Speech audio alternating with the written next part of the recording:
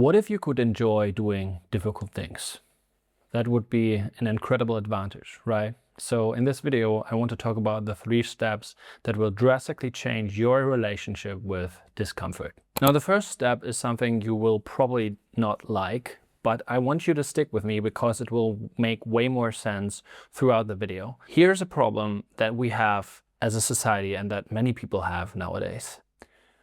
We have built a life that is optimized for comfort. And we live in a world that is the most comfortable we've ever been throughout the whole history of human beings, right? So we are used to a certain level of comfort, and that has led to us being worse and worse and actually enduring discomfort. Now, if you want to learn to enjoy difficult things again, the first step you have to take is to actually accept that there will be discomfort.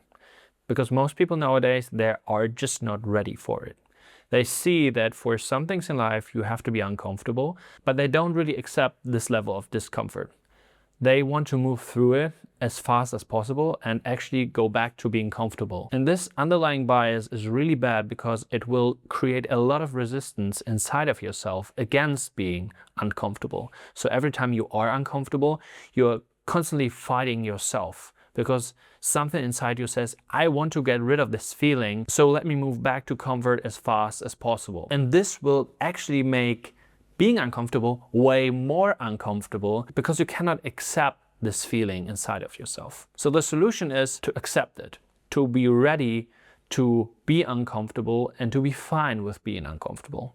And this is a step that most people will never take because why would they? Right? They don't have to. In this society, they don't really have to be uncomfortable, but this will actually hold them back a ton. Now, after you've accepted that you will be uncomfortable at times when you do difficult things, the second step is to actually reframe discomfort to your advantage. And there are 2 pretty powerful reframes here that I want to recommend. The first one is just through the act of being uncomfortable, being ready to do difficult things and to endure the comfort, you're already setting yourself apart from all the people who are not ready to do this.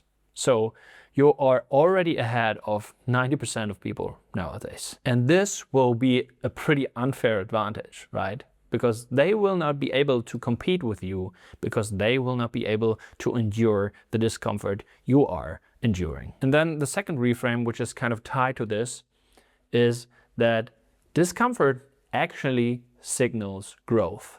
It's a pretty sure-proof signal that what you're doing is making you better, that you are learning something, and it's essentially telling you that you are on the right path. Just think about it. If you want to grow muscle, for example, you have to accept that you have to move through a certain set of workouts, and these workouts probably will be a bit painful. You have to accept that there will be discomfort. You have to train towards failure, and your muscles will burn. But that's a good thing because it shows you that you challenge your muscles in a way that they will now be able to grow. So this is why many bodybuilders actually learn to enjoy this pain, because they know that the pain is actually moving them closer to their goals. So now you have accepted discomfort and you actually have reframed it as something positive. There's this third step I want to give you, and this will change everything if you really apply this to your life. Now, to explain this, I want you to first imagine yourself sitting in a white room. White walls, no windows, white ceiling, white floor, and there's nothing in there except yourself and a little bit of workout equipment. Now imagine yourself being trapped in this room for days and weeks, and there's nothing you can do except staring at the white wall or working out. Now, it's pretty likely that at one point you will start working out, whether you like it or not, because we human beings, we hate being bored and we hate doing nothing. So all of a sudden, working out seems to be a pretty attractive activity. Now, everything changes when we add a TV on which you can watch all of your favorite TV shows into that room, or a smartphone, a PC on which you can play video games, other distractions.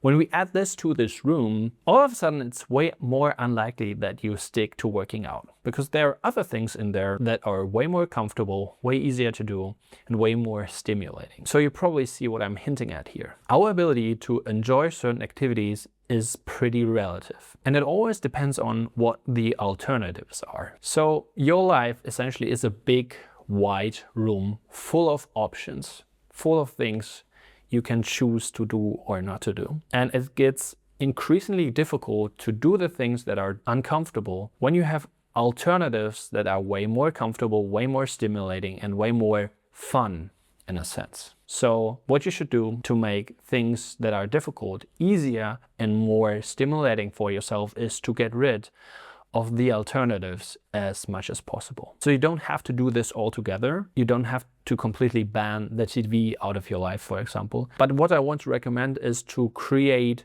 wide rooms for yourself in which you can only do this one thing that is difficult and challenging. So when you're working on something, make sure that you are at a place where you have no alternatives but doing this thing. This way, all of a sudden it will be way easier to focus on these things, to go through these things, to endure the discomfort they bring with it, and also to even enjoy them. Now, one thing that will certainly disrupt your ability to enjoy doing difficult things is doom scrolling your life away. So I made this video for you where I talk about how to stop doom scrolling by replacing your smartphone with a notebook. Enjoy and have a nice day.